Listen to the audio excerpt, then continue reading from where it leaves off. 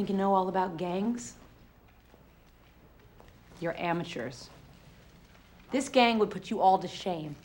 And they started out poor and angry, and everybody looked down on them until one man decided to give them some pride, an identity, and somebody to blame. Take over neighborhoods? That's nothing compared to them. They took over countries. You want to know how? They just wiped out everybody else. Yeah, they wiped out everybody they didn't like and everybody they blamed for their life being hard. And one of the ways they did it was by doing this. See, they'd print pictures like this in the newspapers. Jewish people with big, long noses. Blacks with big, fat lips. They'd also publish scientific evidence that proved Jews and blacks were the lowest form of human species. Jews and blacks were more like animals. And because they were just like animals, it didn't really matter whether they lived or died. In fact, life would be a whole lot better if they were all dead. That's how a Holocaust happens. I think with that teachable moment with my student and the racial caricature, I quickly learned that if I wanted to teach my students to pick up a pen, that I had to teach them to put down their fist and the spray can and the Molotov cocktail or even the handgun that they were carrying, and to learn to fight back with words and not with weapons. And suddenly when I realized their words and the adversity they'd overcome, I realized this cannot be contained to room 203 or to Long Beach, and their stories are really universal. Everyone has their own story, and it's important for you to tell your own story, even to yourself. So, what we're gonna do is, we're gonna write every day in these journals. You can write about whatever you want. The past, the present, the future. You can write it like a diary, or you can write songs, poems, any good thing, bad thing, anything. But you have to write every day.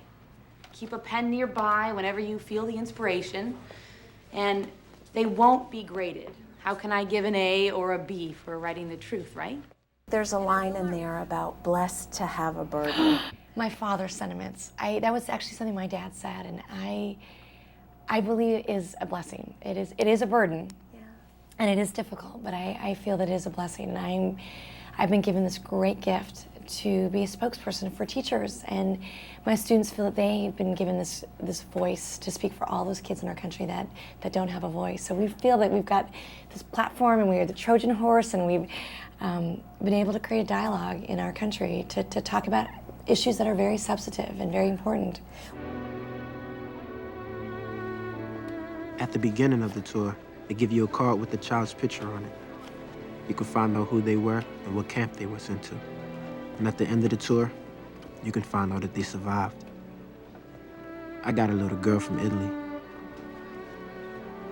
I watched this with my teenage daughters, so the thing we kept thinking, why the labels? Who puts them there? I think we all do. We all have our part. You know, in the film we go to the Holocaust Museum, and we went to the museum as actors before we did the film, and one of the things they say is, you know, you get your choice of two doorways, unprejudiced and prejudice.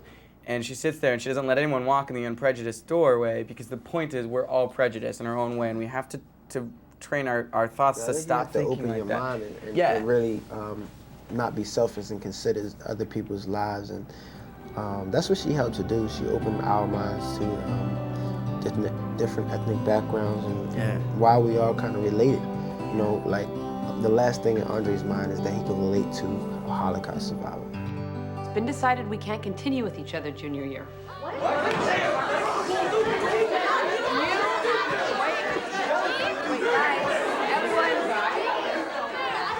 No, that don't fly, Ma.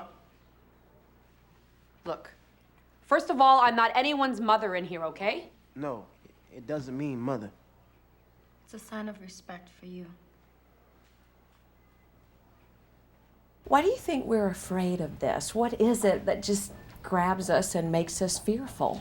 It's the same thing that when people go through life and you say the answers are so simple, but we don't look for the simple answers. We want to make it hard. And it's that same type of thing. It's just the way we are, you know? Yeah. How do we change that? Where do we begin? We begin in the heart, you know? And I mean, the change in my life began when I started praying a lot, you know? And you just, this movie right here, it just embodies like the movement and the workings of somebody special, you know? And, you know, we all know who that somebody special is. And I mean, You know who he's talking about? I think so. You know who I'm talking about. I know who you're talking about. Do you know? I know who he's talking Listen, about. I am completely blessed, and I realize that this gift was not given to me, that I need to take advantage. I know that I have to take advantage of it in a positive way and give back. And know that every day that it can be taken away like that. Like that. And realizing that, you know what, every day that I'm living, I just want to make a difference. Even if it's just with your family. Right. And the power of forgiveness of yourself releases so much tension. And then you could just move on and realize, like, you know what, I can't make a change, but I need to start with my heart.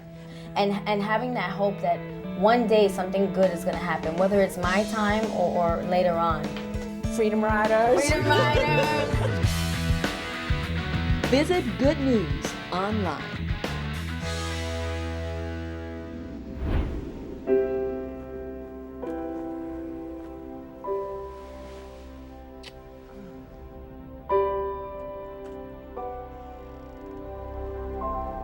Roll call working Tuesday, September 11.